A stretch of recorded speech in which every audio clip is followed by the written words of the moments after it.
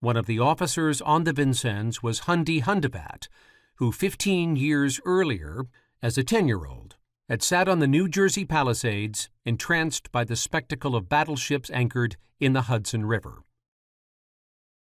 Hundevat was realistic enough to appreciate that the mission to bomb Tokyo was, as he put it, little more than a morale booster for the American public.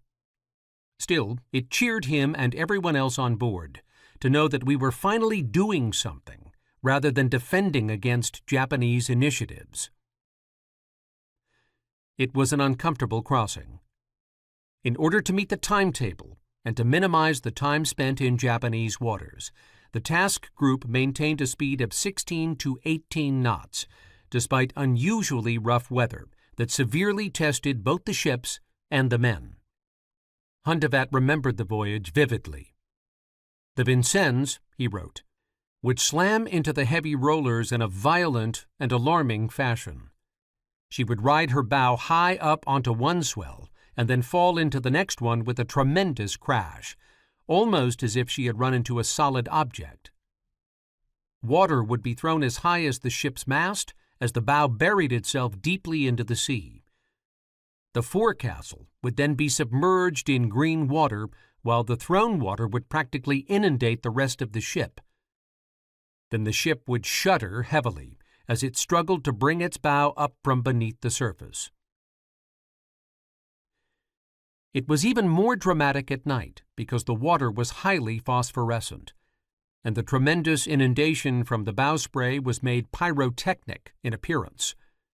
It was, Hundevat recalled, quite an experience.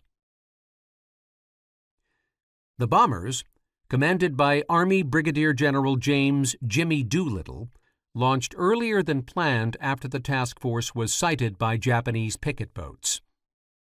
As soon as the planes flew off to the west, the ships turned south to get as far away as possible before the Japanese could react. Only later did Hundevat and the others learn that the Doolittle bombers successfully attacked several cities before flying on to crash land in China or elsewhere. Though the damage inflicted was minimal, Hundevat noted that the effect on national and shipboard morale was electric. Those 40s, who were imprisoned at Bicycle Camp in Java, learned about the raid on Buchanan's illicit radio. Indeed, Nellie Nelson almost gave the secret away when, during a work party soon afterward, a Japanese guard was taunting him by claiming that the Japanese were destroying American cities. San Francisco, he said, boom, boom, boom. New York, boom, boom, boom. Nelson looked at the guard and said, Tokyo, boom, boom, boom. Suspicious, the guards conducted a search of their cells looking for a radio. They found nothing.